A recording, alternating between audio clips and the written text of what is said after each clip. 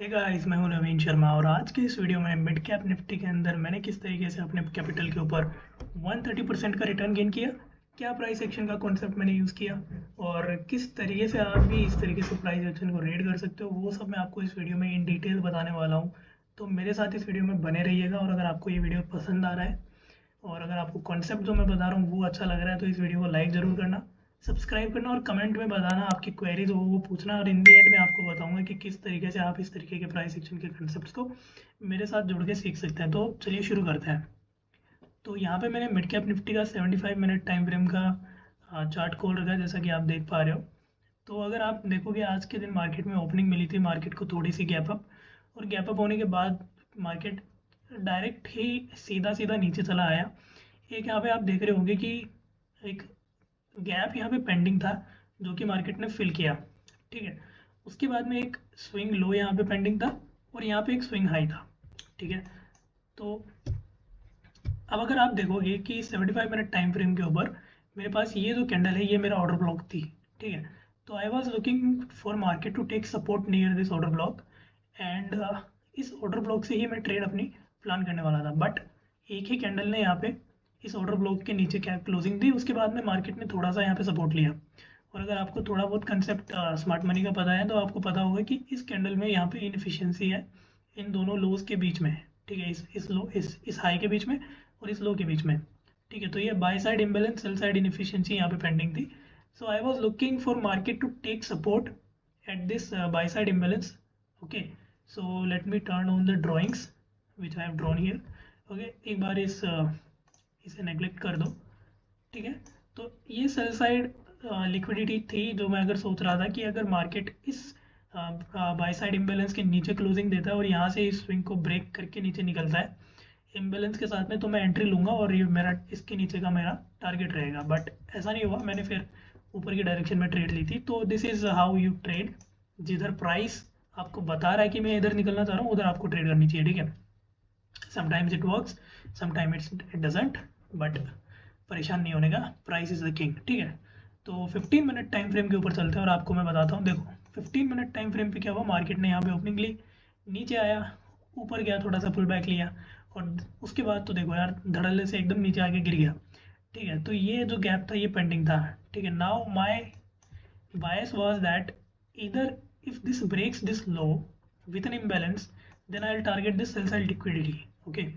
मैं इस sell side liquidity को टारगेट करने वाला था और मेरा स्टॉप लॉस जो होता वो अगर कोई यहाँ पे फेयर वैल्यू गैप रहता तो उसके ऊपर का रहता, बट ऐसा नहीं हुआ, ठीक है। 15 मिनट टाइम फ्रेम के ऊपर मार्केट ने यहाँ पे दो मेजर हाई लगा रखे थे, ठीक है। नीचे आया, ऊपर गया, फिर नीचे आया, फिर ऊपर गया, फिर तो ये मेजर जो लो बना था यहाँ पे इसको मार्केट ने ब्रेक नहीं किया, जो कि मैं एंटिसिपेट कर रहा था। बट हुआ क्या कि अगर आप 5 मिनट टाइम फ्रेम के ऊपर जाओगे तो आपको देखेगा कि ये जो दोनों मेजर हाई थे, इन दोनों मेजर हाई को मार्केट ने ब्रेक किया और पीछे एक ऑर्डर ब्लॉक छोड़ दिया था। और अगले ही कैंडल के ऊपर जो लाल कैंडल बनी है, देखो स्पिनिंग टॉप कैंडल है, ठीक है। अगले ही कैंडल ने इस ऑर्डर ब्लॉक के पास आया और यहाँ मेरी एंट्री बनी थी ऊपर के लिए, मतलब लॉन्ग के लिए कॉल बाय करी थी मैंने 10,950 की, आपको वो स्क्रीनशॉट में दिख जाएगा, ठीक है। तो यहाँ मेरी एंट्री थी 1 मिनट टाइम फ्रेम के ऊपर, क्योंकि यहाँ 1 मिनट टाइम फ्रेम के ऊपर एक इम्बैलेंस क्रिएट हुआ था। इस इम्बैलेंस के साथ जैसे ही ये कैंडल नीचे आई और क्योंकि ये ऑर्डर ब्लॉक के ऊपर भी आ चुकी थी कैंडल, और 75 मिनट टाइम फ्रेम का जो ऑर्डर ब्लॉक है उसके ऊपर अब मार्केट ट्रेड करना शुरू कर दिया था। अगर आप देखो यहाँ तक मार्केट उसके ऊपर ट्रेड कर रहा था, उसके बाद में ये हाई लगाया था, बट इन दोनों हाईज को ब्रेक करके मार्केट ने 75 मिनट टाइम फ्रेम के ऑर्डर ब्लॉक के ऊपर ट्रेड करना शुरू किया, इम्बैलेंस क्रिएट किया और उस lower time frame 5 minute time frame के ऑर्डर ब्लॉक के ऊपर एंट्री मिली, ठीक है। और मेरा स्टॉप लॉस जो था, मुझे एंट्री मिली थी अबाउट 18.85 रुपीज़ के करीब, 10,950 की कॉल मैंने बाय करी थी, out of the money call मैंने बाय करी थी और मुझे एंट्री मिली थी 18 पॉइंट समथिंग रुपीज़ के करीब। और मेरा स्टॉप लॉस था इधर 12-13 रुपये के करीब में निकल जाऊँगा, या फिर जैसे ही इस ऑर्डर ब्लॉक के नीचे प्राइस ट्रेड करना शुरू करेगा I will be cutting my losses, ठीक है। तो दोनों ही केसेस में नहीं हुआ, प्रीमियम इतना डीके नहीं हुए, थोड़ा बहुत साइडवेज चला गया था मार्केट, बट प्रीमियम इतना डीके नहीं हुए और ना ही मार्केट इस इम्बैलेंस के नीचे आया। कंटिन्यूस आप देख रहे हो इस ऑर्डर ब्लॉक को टच करने के बाद मार्केट ने इस ऑर्डर ब्लॉक के आसपास घुमा भी नहीं है, ठीक है। कंटिन्यूसली इस इम्बैलेंस का सपोर्ट लिया और बाद में सीधा सीधा इस daily time frame volume imbalance को फिल कर दिया। नाउ थ्योरी में आप मुझे पूछोगे यार ये डेली टाइम फ्रेम का जो वॉल्यूम इम्बैलेंस है ना नवीन, ये तो ऑलरेडी फिल हो चुका है। ठीक है, तो अब मैं बताता हूँ कि होता क्या है। 15 मिनट टाइम फ्रेम पे चलते हैं और पहले इस डेली टाइम फ्रेम के वॉल्यूम इम्बैलेंस को समझते हैं। ये वॉल्यूम इम्बैलेंस है क्या? वॉल्यूम इम्बैलेंस बेसिकली ये है कि आपने जो gap up gap down opening होती है ना, इसके बारे में बात हो रही है। तो यहाँ पे एक गैप पेंडिंग था, तो इस गैप का मतलब क्या है कि यहाँ पे जितनी भी प्राइसेस है, मान लो 200 रुपये का गैप है, 300 रुपये का गैप है, जितना भी गैप है, तो उन प्राइसेस को ना तो बाई साइड के ऑर्डर मिले ना सेल साइड के ऑर्डर मिले।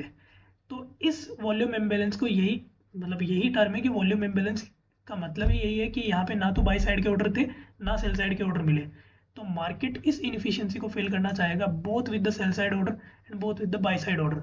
ठीक है, तो देख रहे हो यहाँ पे सेल साइड ऑर्डर भी मिल गए और बाई साइड ऑर्डर भी मिल गए।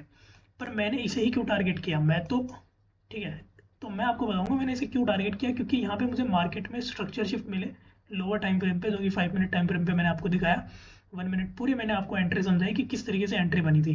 ठीक है, अब मैं इस लो को भी टारगेट कर रहा था, क्योंकि अगर मेरा ये लो ब्रेक होता और अगर मुझे इनफिशिएंसी दिखाई देती, ऐसा मोमेंटम दिखाई देता, इस मोमेंटम के साथ अगर मुझे ब्रेकआउट मिलता स्ट्रक्चर का, ठीक है, तो मैं नीचे के डायरेक्शन में भी ट्रेड देता।